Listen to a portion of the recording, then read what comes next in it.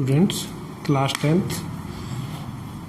आज मैं आप लोगों को यूपी बोर्ड परीक्षा 2020 में हाई स्कूल साइंस का क्वेश्चन पेपर नंबर 824 NM का हल करना बताऊंगा कि इन्हें किस प्रकार से हल किया जाता है।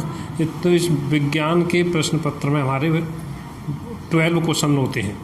इसमें 12 क्वेश्चन होते हैं। इनमें से 4 क्वेश्चन हमारे भौतिक विज्ञान के होते हैं। 3 घंटे 15 मिनट में होता है। पूरा पूर्णांक 70 नंबर का होता है। और इसमें पहले 4 जो क्वेश्चन होते हैं वो भौतिक विज्ञान के लिए होते हैं। और क्वेश्चन नंबर 5 से लेकर क्वेश्चन नंबर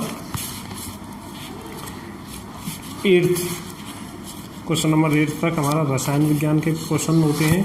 और क्वेश्चन नंबर 9 से लेकर क्वेश्चन नंबर 12 तक जीव विज्ञान के क्वेश्चन होते हैं। तो अब हम इन्हें किस तरह से सॉल्व करते हैं, बहुविकल्पीय प्रश्नों को किस तरह से किया जाता है, इन सारे प्रश्नों को आप लोगों को हल करना बताता हूँ।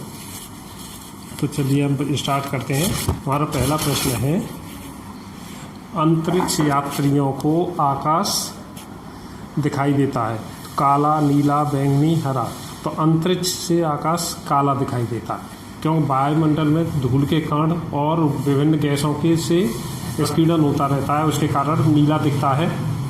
हाँ, लेकिन आकाश से हमें काला दिखाई देता है। नेक्स्ट था, एक उत्तल दर्पण की फोकस दूरी क्या होगी जिसकी वक्रता त्रिज्या 32 सेंटीमीटर है, 32 सेंटीमीटर है। तो 32 सेंटीमीटर है इसकी वक्रता त्रिज्या। तो इसके लिए हमारा F बराबर रहता है R/2, फोकस दूरी F = R/2। तो F = R 32 सेंटीमीटर है, /2 = 16 सेंटीमीटर। तो फोकस दूरी हमारी 16 सेंटीमीटर होगी। इस तरह से हमारा 16 सेंटीमीटर आंसर होगा। नेक्स्ट, ओम के नियमानुसार धारा एवं विभवांतर में ग्राफ क्या बनेगा। तो धारा और विभवांतर में ओम के नियम से अगर हम विभवांतर इधर I को ले लेते हैं, विद्युत धारा I, और दूसरी ओर इधर मान लीजिए मैंने I को ले रखा है और इधर विभवांतर V को ले रखा है। तो इसके लिए एक सीधी रेखा प्राप्त होती है विभवांतर ओम के नियम से। ओम का नियम है तो ओम्स लॉ। तो ओम्स लॉ में हमें एक सीधी रेखा प्राप्त होगी। तो हमारा ये आंसर रहेगा एक सरल रेखा प्राप्त होती है। अगला का, एक लघुपथित परिपथ में धारा का मान। तो लघुपथित परिपथ में धारा का मान अधिकतम होता है, अधिकतम रहता है, शून्य नहीं होता। क्योंकि स्पार्किंग प्लस माइनस का मिल जाना, वैसे हम शॉर्ट सर्किट कहते हैं। तो शॉर्ट सर्किट में अधिकतम रहेगा इसका मान।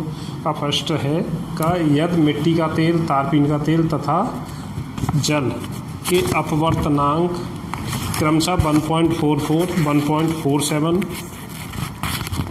तथा 1.33 हैं, तो इनमें से प्रकाश की चाल किसमें अधिकतम होगी और क्यों। तो इसमें प्रकाश की चाल के लिए हमारा प्रकाश की चाल और अपवर्तनांक में क्या संबंध रहता है कि n = रहता है हमारा C/V। C क्या है, प्रकाश की चाल है।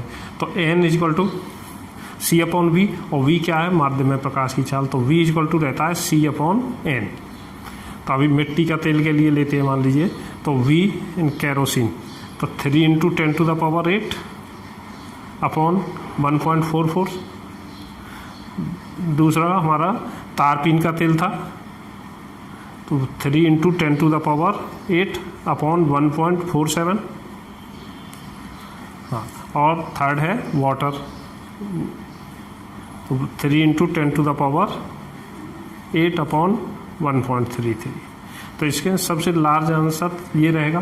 तो इसलिए हमारा प्रकाश की चाल सबसे अधिक जल में होगी, जल में प्रकाश की चाल सबसे अधिक होगी क्योंकि इसका अपवर्तनांक कम है।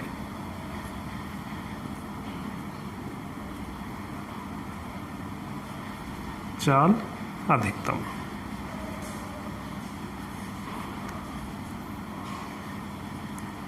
इस तरह से हम इसे सॉल्व करेंगे। सेकंड था एक उत्तल लेंस द्वारा प्राप्त प्रतिबिंब के आवर्धन का सूत्र लिखिए। आवर्धन का सूत्र लिखिए। यह ऋणात्मक धनात्मक दोनों हो सकता है।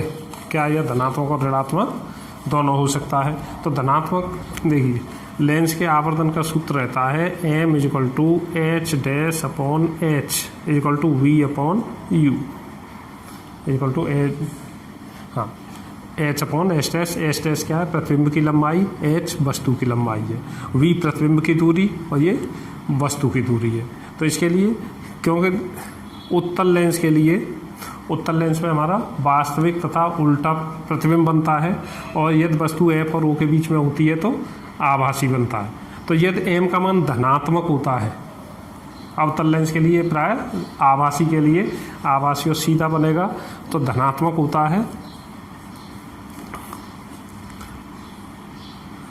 हाँ, अवतल लेंस में यह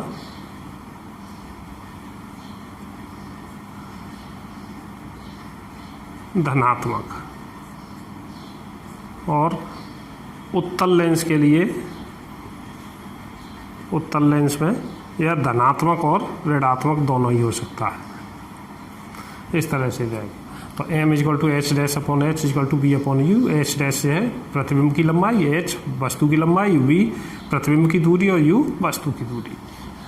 दूसरे का ग वाला देखिए, 1 किलोवाट घंटा में कितने जूल होते हैं? तो 1 किलोवाट घंटा 1 kWh इजिकल टू रहता है 3.6 इंटू 10⁶ जूल।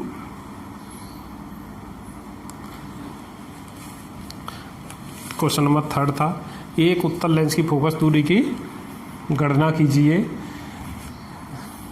जिसकी क्षमता -2D और यदि +1D की क्षमता वाले लेंस को इसके साथ जोड़ दिया जाए तो संयुक्त लेंस की फोकस दूरी क्या होगी?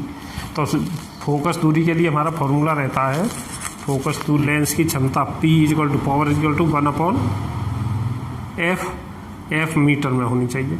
तो f in metre is equal to रहता है 1/p, तो इजिकल टू रहेगा 1/-2.0, तो -0.5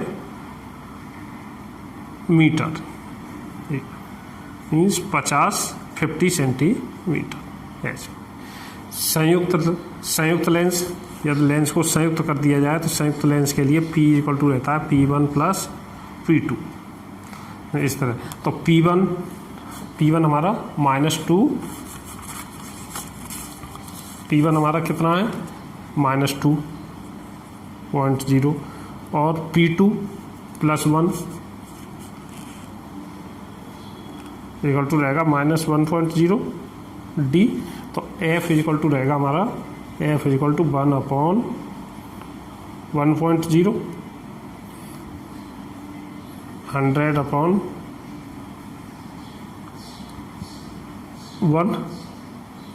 इक्वल टू, अब हमारा रहेगा 100 सेंटीमीटर। वो भी अवतल लेंस है क्योंकि -D है तो अवतल का लेंस का कार्य करेगा। नेक्स्ट क्वेश्चन लेते हैं। इसका अथवा वाला प्रश्न है। इसके अथवा 15 सेंटीमीटर फोकस दूरी के किसी उत्तल दर्पण से किसी 10 सेंटीमीटर दूरी पर रखी हुई है वस्तु प्रतिबिंब की स्थिति। तो 15 सेंटीमीटर फोकस दूरी है तो F इक्वल टू रहेगा 15 सेंटीमीटर, 15 सेंटीमीटर। उत्तल दर्पण है, 10 सेंटीमीटर की दूरी पर वस्तु को रखा गया है तो U इक्वल टू -10 सेंटीमीटर। तो दर्पण का सूत्र क्या रहता है हमारा? दर्पण के लिए फोकस दूरी और वस्तु की दूरी प्रतिबिंब के लिए सूत्र रहता है 1/f इक्वल टू रहता है 1/v प्लस 1/u। इसके लिए 1/v इक्वल टू रहेगा 1/f minus 1/u, 1/f minus 1/u। इनकी वैल्यू पुट कर दें तो 1/v V इक्वल टू रहेगा हमारा 1/f, f था हमारा 15, 1/15 माइनस 1/-10, तो इक्वल टू अब हमारा बन जाता है 1/15 प्लस 1/10। इसके लिए अब अगर एलसीएम लें तो 30, 15 2 10 3 तो जो 1/v इक्वल टू ये हुआ, और v इक्वल टू हो जाएगा हमारा 30/5 मीन्स 6 सेंटीमीटर, 6 सेंटीमीटर। अब इसके लिए उन्होंने पूछा है प्रतिबिंब की स्थिति तथा प्रकृति ज्ञात कीजिए। तो प्रकृति के लिए कि हमारा क्या रहेगा, प्रकृति के लिए निकालते हैं m इक्वल टू v/u,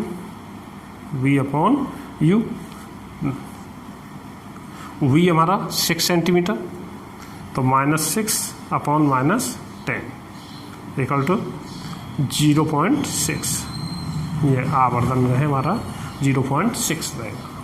इस तरह से नेक्स्ट क्वेश्चन, 2 ओम, 3 ओम तथा 6 ओम के प्रतिरोधों को किस प्रकार से समायोजित करेंगे कि संयोजन का कुल प्रतिरोध 4 ओम हो और 1 ओम हो। मैं इसे इलेक्ट्रिसिटी वाले चैप्टर में आप लोगों को ये क्वेश्चन ऑलरेडी करा चुका हूँ, उसके बाद भी मैं इसे पुनः सॉल्व कर देता हूँ किस तरह से निकालते हैं। तो इसमें 2 ओम, 3 ओम तथा 6 ओम के प्रतिरोधों को किस प्रकार समायोजित करेंगे। तो हमारे पास 3 प्रतिरोध दिए हुए हैं, 2 ओम, 3 ओम तथा 6 ओम, 2 ओम इनके लिए दिए हुए हैं। तो इन प्रतिरोधों को मान लीजिए मैं इस तरह से सीरीज बनाता हूँ,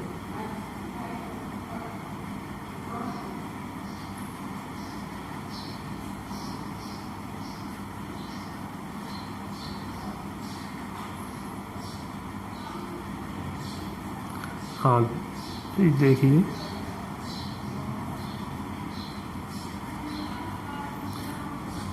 2 ए और बी के बीच, मान लीजिए मैंने इसे ए दे दिया, इसे बी, और ये सी और ये डी, ये 3 ओम है और ये 6 ओम। तो सी तथा डी के बीच में कुल प्रतिरोध कितना होगा, सी डी के बीच प्रतिरोध, बीच तुल्य प्रतिरोध,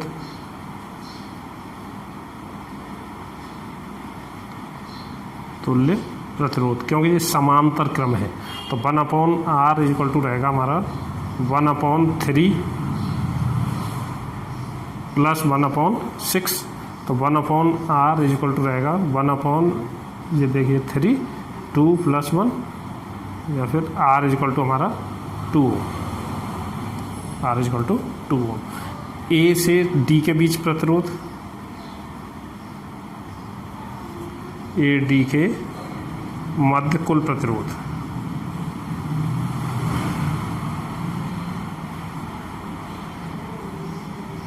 कुल प्रतिरोध बराबर रहता है ए बी का प्रतिरोध,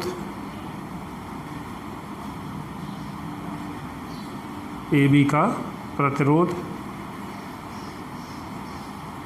प्लस सी डी का प्रतिरोध।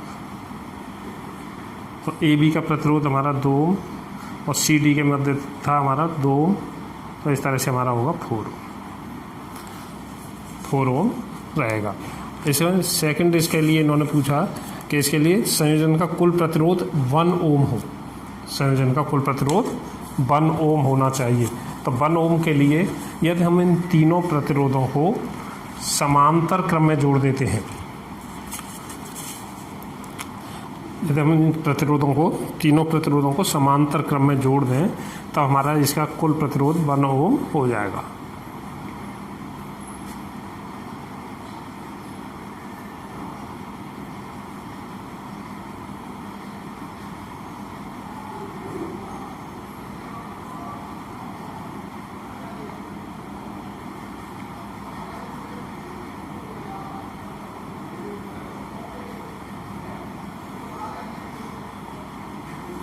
इसके लिए तो ए बी के मध्य में कुल कितना प्रतिरोध होगा, तो एक हमारा 2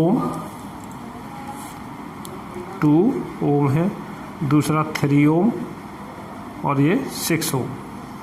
तो ए और बी के मध्य कुल प्रतिरोध, ए बी के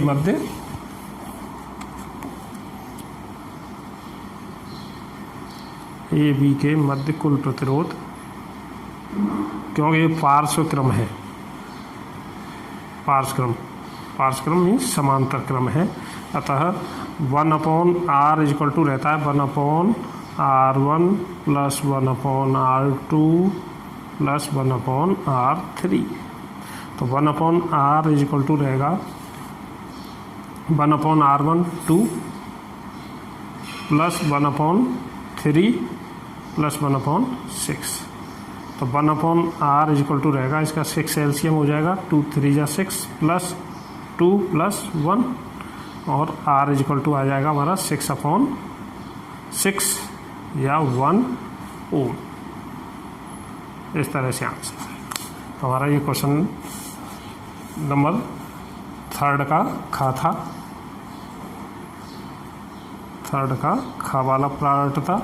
अब क्वेश्चन इसी का अथवा था, थ्योरेटिकल क्वेश्चन है, किसी चालक के प्रतिरोध से क्या तात्पर्य है? किसी चालक के प्रतिरोध से, तो किसी चालक का वह गुण, किसी चालक का वह गुण जिसके कारण वह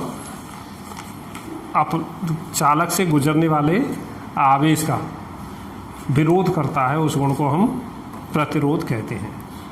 किसी चालक का वह गुण जिसके कारण वह गुजरने वाले आवेश का विरोध करता है, उसे प्रतिरोध कहते हैं। और प्रतिरोध का मान निर्भर करता है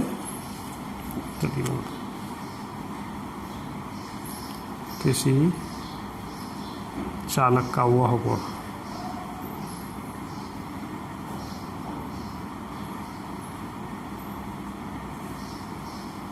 और जो उससे गुजरने वाले आवेश का विरोध करता है।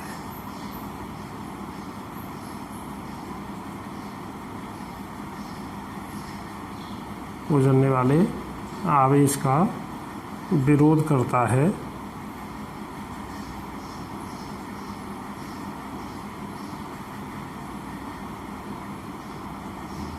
उसे प्रतिरोध कहते हैं। प्रतिरोध कहते हैं। इसे R से प्रदर्शित करेंगे, R से प्रदर्शित करते हैं।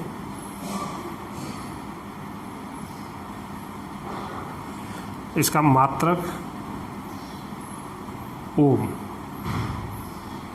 होता है, और ये निर्भर करता है हमारा चालक की लंबाई,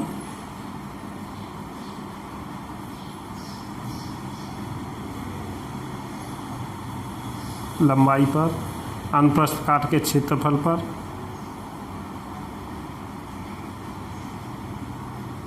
अनुप्रस्थ काट के क्षेत्रफल पर, और धातु की प्रकृति पर।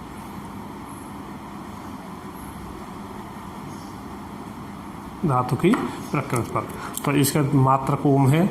यह इन कारकों पर निर्भर करेगा। इसके कारक हैं चालक की लंबाई पर, एल पर निर्भर करता है, और अनुप्रस्थ काट की क्षेत्रफल ए के व्युत्क्रमानुपाती रहता है, और धातु की प्रकृति मतलब रो पर निर्भर करता है। इसे हम प्रतिरोध कहते हैं। क्वेश्चन नंबर देखिए,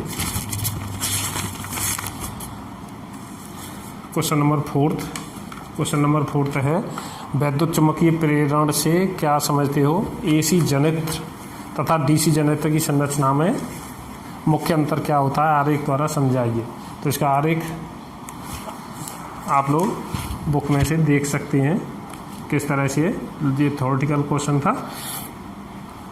तो वह प्रक्रम जिसके द्वारा किसी विद्युत चुम्बकीय प्रेरण क्या होता है? वह प्रक्रम होता है जिसके द्वारा किसी चालक के परिवर्ती चुम्बकीय क्षेत्र के कारण, परिवर्ती चुम्बकीय क्षेत्र के कारण अन्य चालक में विद्युत धारा प्रवाहित होने लगती है, तो उसे विद्युत चुम्बकीय प्रेरण कहते हैं।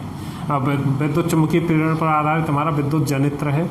तो एसी तथा डीसी जनित्र में विभक्त वलय का अंतर रहता है। डीसी में विभक्त वलय का द्विक परिवर्तक दिक् परिवर्तक के रूप में प्रयोग करते हैं, जिसके कारण उसमें AC में बलय जो प्रयोग होती हैं उससे धारा की दिशा बदलती रहती है, लेकिन DC में धारा की दिशा नहीं बदलती, क्योंकि उसमें विभक्त बलय द्विक परिवर्तक का कार्य करते हैं।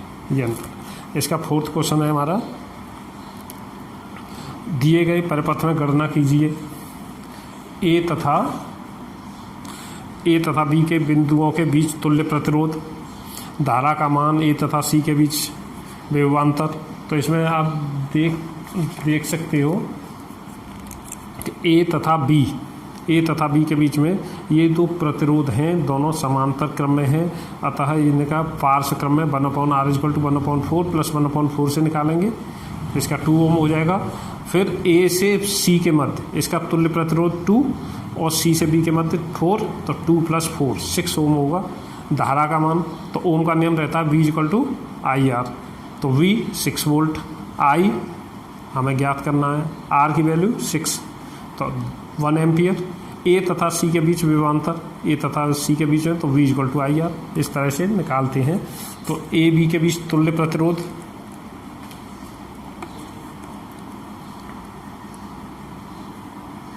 क्वेश्चन नंबर 4th,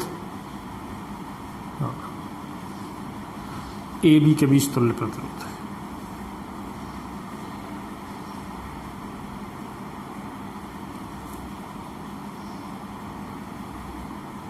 तुल्य प्रतिरोध, तो A B के बीच तुल्य प्रतिरोध रहेगा AC का प्रतिरोध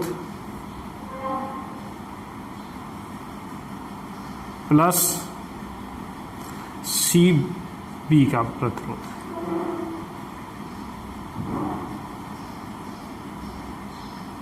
तो AC का प्रतिरोध अगर हम निकालते हैं, AC का प्रतिरोध, AC क्योंकि समांतर क्रम में है, तो 1/r = 1/4 + 1/4 AC के लिए निकालना है। तो 1/r = 4, 1 + 1, या R = हो जाएगा 2 ओम। और A B के बीच प्रतिरोध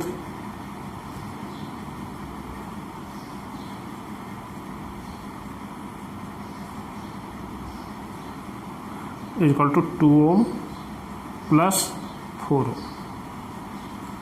हो जाएगा हमारा 6 ओम। नेक्स्ट, धारा का मान, इसमें धारा का मान, तो ओम का नियम क्या था हमारा,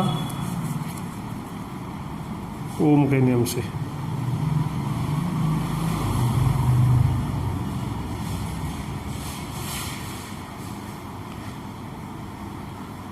V = IR, V हमें दिया हुआ है 6 वोल्ट, I × R की वैल्यू ही 6 है, तो अब हमारा रहेगा I = 1 एम्पियर।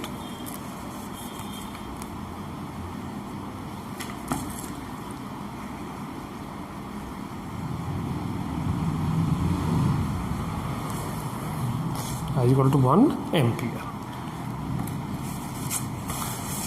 हाँ, देखिए A C के बीच विभवांतर, A से C के बीच में विभवांतर, A से C के बीच का कुल प्रतिरोध हमारा कितना था, 2 ओम। A से C के बीच में प्रतिवान, हाँ,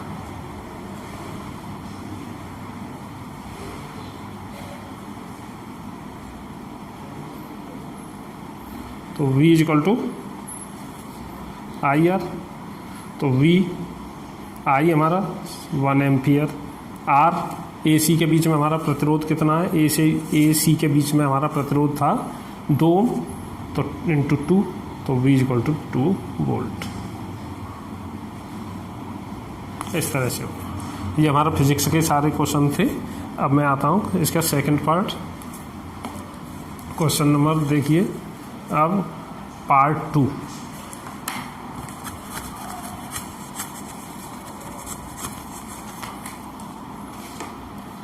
पार्ट 2, निम्न में कौन सा तत्व धातु है, P, He, Li और S। फॉस्फोरस अधातु है, हीलियम गैस होती है, सल्फर अधातु है, तो Li, इसका Li होगा। क्वेश्चन नंबर 5th का तो हमारा कौन सा होगा, Li, विकल्प थर्ड से। ख वाले में कौन सा कार्बनिक यौगिक असंतृप्त यौगिक है, तो एथिलीन हुआ। एथिलीन का सूत्र होता है C2H6, मेथिन CH4, ethylene CH2 double bond CH2, तो ये थर्ड ऑप्शन है हमारा, थर्ड ऑप्शन एथिलीन होगा हमारा आंसर। फोर्थ ग वाले क्वेश्चन में धोने के सोडा का रासायनिक सूत्र है, तो धोने के सोडा का रासायनिक सूत्र Na2CO3 10H2O, ऑप्शन सेकंड सही है। इसके बाद क्वेश्चन नंबर 6, निम्नलिखित यौगिकों का संरचना सूत्र लिखिए। प्रोपेनॉल 2, तो प्रोपेनॉल 2 प्रोपेन आ रहा है, तो प्रोपेन होने पर मीन्स 3 कार्बन होंगे। 2 ऑल लगा हुआ है, ऑल मीन्स लगता है एल्कोहल के लिए होता है, तो एल्कोहल के लिए हम 2 सेकंड नंबर 2 नंबर के कार्बन पर OH जोड़ देते हैं, तो इसका हमारा फॉर्मूला हो जाएगा CH3 CH और CH2 CH3, और सेकंड नंबर पर मीन्स एल्डिहाइड ग्रुप होगा, 5 कार्बन होंगे इसके लिए, तो 5 कार्बन के लिए देखिए प्रोपेनॉल CH3 CH3 3 कार्बन और सेकंड नंबर पर OH हो जाएगा प्रोपेनॉल 2। पेंटेनल तो 1 2 3 4 5, तो CHO फंक्शनल ग्रुप है, तो 1 2 3 4 और 5 पेंटेनल। ये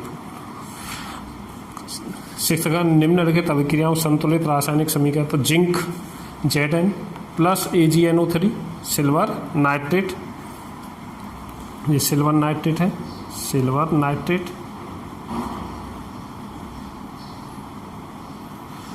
जिंक नाइट्रेट बनेगा प्लस Ag।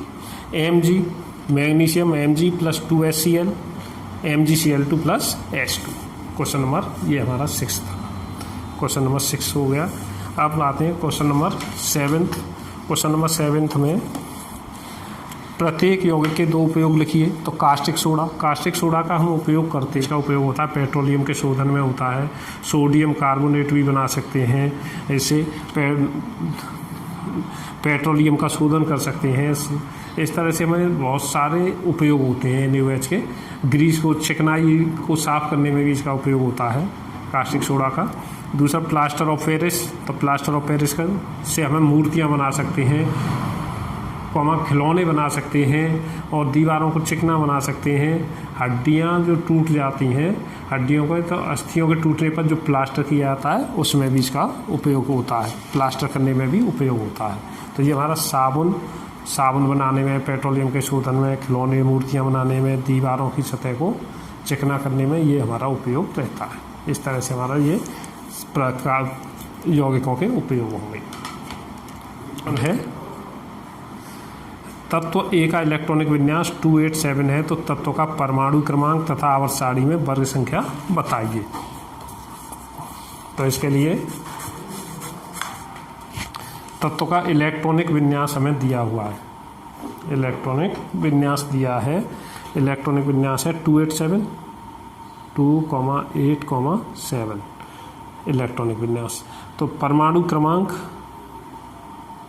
परमाणु जो क्रमांक होता है वो कुल इलेक्ट्रॉनों की संख्या के बराबर होता है, तो 2 + 8 + 7 = 17 परमाणु। इसकी वर्ग संख्या, क्योंकि इसका बाह्यतम कोश ही अपूर्ण है, तो समूह संख्या इसकी 7 होगी। E और या फिर आधुनिक नियम में 70। इस तरह से नेक्स्ट ये था हमारा क्वेश्चन 7 का ख था हमारा 7 का ख। अब क्वेश्चन नंबर 7 का ग। क्वेश्चन नंबर 7 ग क्या होता है जब केवल रासायनिक समीकरण लिखिए। जिप्सम को 373 केल्विन पर गर्म किया जाता है और बुझे हुए चूने में क्लोरीन गैस। तो जिप्सम को गर्म करने पर डिहाइड्रेशन हो जाता है, इसका निर्जलीकरण, और हमें प्लास्टर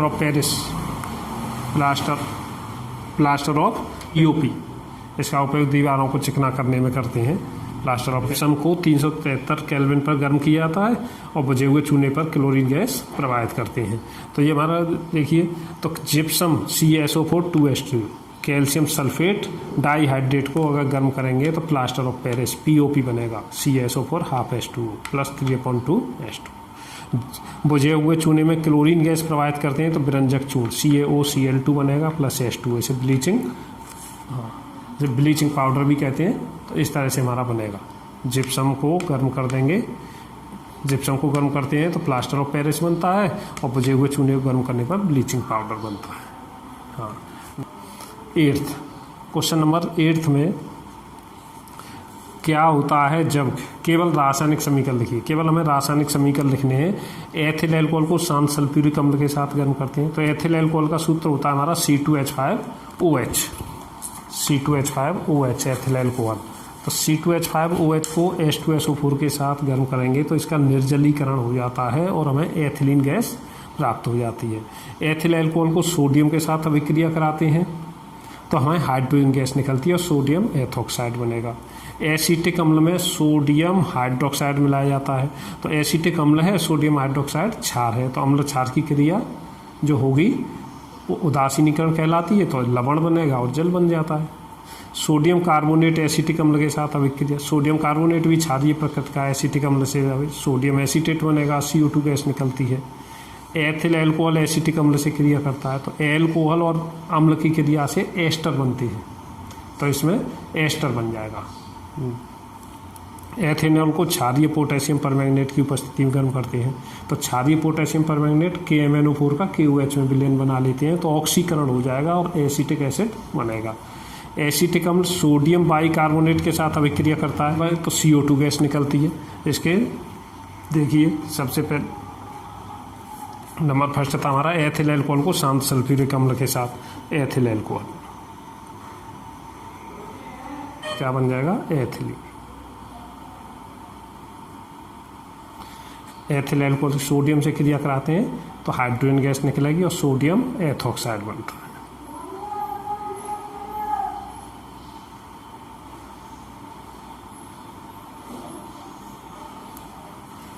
सोडियम एथोक्साइड बनेगा। एसिटिक अम्ल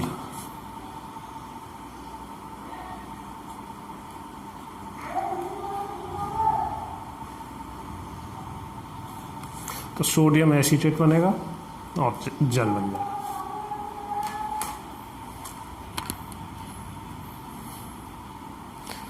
फोर्थ था सोडियम कार्बोनेट एसिटिक अम्ल के साथ रिएक्शन करता है।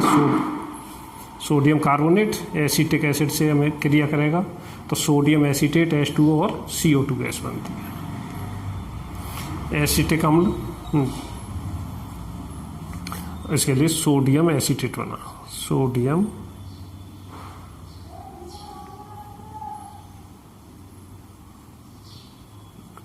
इसमें एथेनॉल था तो ये बनेगा हमारा, ये अभिक्रिया कहलाती है एस्टरीकरण। एस्टरीकरण क्योंकि अम्ल और अल्कोहल की रिएक्शन हो रही है तो एथिल एसीटेट बनेगा, एथिल एसीटेट और H2O बन जाता है। हाँ, इसके नेक्स्ट अभिक्रिया थी हमारी 6 वाली, एथेनॉल को क्षारीय KMnO4 तो क्षारीय KMnO4 के साथ एथेनॉल को गर्म करते हैं तो एसिटिक अम्ल बनेगा हमारा। और एसिटिक अम्ल अगर सोडियम बाइकार्बोनेट, इसे खाने का सोडा भी कहते हैं सामान्य भाषा में, सामान्य जो नाम है इसका खाने का सोडा, सोडियम बाइकार्बोनेट से क्रिया कराएंगे तो हमारा सोडियम एसीटेट और H2 और CO2 तो बुध पदार्थ के साथ ये गैस निकलने लगती है CO2, इससे हम COOH समूह की पहचान करते हैं। इस तरह से ये विक्रिया होती है। नेक्स्ट अब हमारी क्वेश्चन था 8वां में ऑक्सीकरण अभिक्रिया। ऑक्सीकरण तो ऑक्सीकरण अभिक्रिया में नंबर फर्स्ट ऑक्सीकरण, तो ऑक्सीकरण के लिए एथिल अल्कोहल ले लें CH3CH2OH, ऑक्सीकरण करवा दिया जाए इसका। KMnO4 क्षारीय भी लिया जा सकता है तो CH3COOH बन जाएगा। नंबर सेकंड, योगात्मक अभिक्रिया।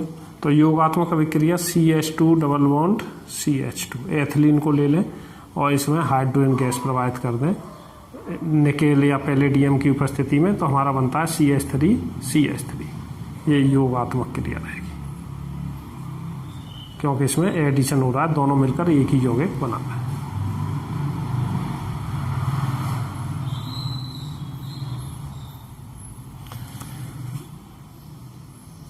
थर्ड था हमारा प्रतिस्थापन अभिक्रिया।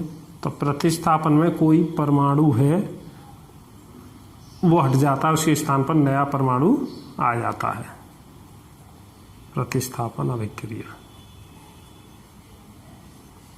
तो प्रतिस्थापन अभिक्रिया जैसे मेथेन की क्रिया अगर हम मान लीजिए हम Cl2 से करा दें सूर्य के प्रकाश की उपस्थिति में, सूर्य के प्रकाश की उपस्थिति में अगर हम करा देते हैं तो हमारा बन जाएगा CH3Cl + HCl। ऐसी अभिक्रियाएं कहलाती हैं प्रतिस्थापन अभिक्रिया। और फोर्थ था हमारा सजातीय श्रेणी या समजातीय श्रेणी, समजातीय होमोलॉग सीरीज।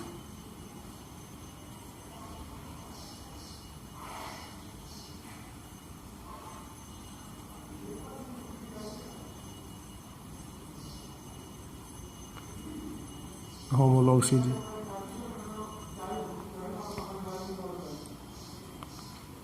तो समजाती श्रेणी उन श्रेणियों को बोलते हैं जिन्हें एक ही सूत्र से प्रदर्शित किया जा सकता है, समान क्रियात्मक समूह वाले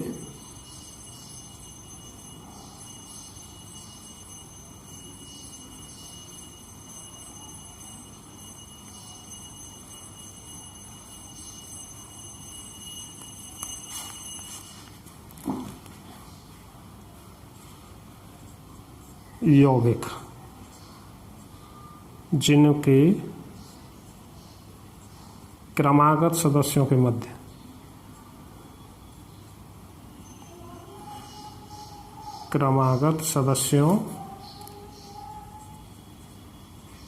मध्य CH2 का अंतर होता है।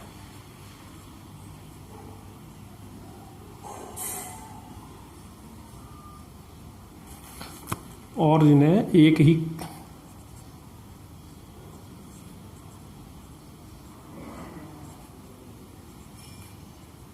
एक ही सामान्य सूत्र से प्रदर्शित किया जा सकता है।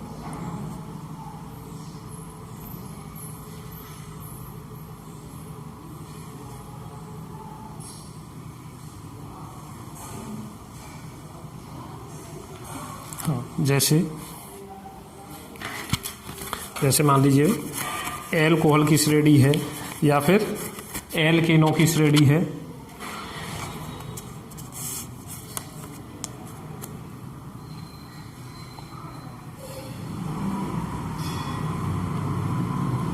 CnH2n+1OH। तो n = अगर हम 1 ले लेते हैं तो ये बनता है CH3OH। n = 2 लेंगे तो C2H5OH। n = 3 तो C3H7OH।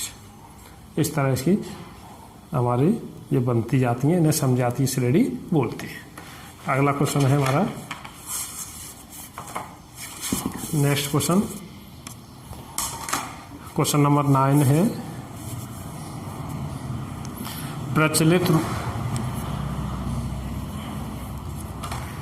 प्रचलित रूप से ऊर्जा ग्रह कहलाता है। तो क्लोरोप्लास्ट, राइबोसोम, माइटोकॉन्ड्रिया, लाइमोसोम। तो माइटोकॉन्ड्रिया होता है, माइटोकॉन्ड्रिया। 9th वाला जो क्वेश्चन है हमारा, ये माइटोकॉन्ड्रिया को बोलते हैं। क्वेश्चन नंबर 9 का माइटोकॉन्ड्रिया रहता है, ऊर्जा विद्युत ग्रह भी बोलते हैं इसे।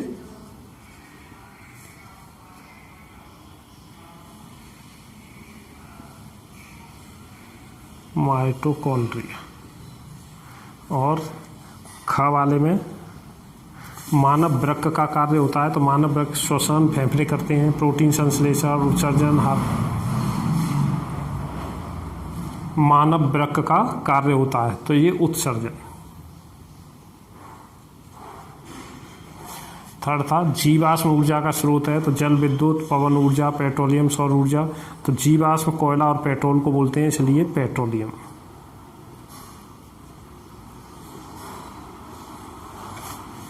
केवल प्रोटीन के क्लोरोप्लास्ट लाइमोसोम प्रक्रम जीन्स।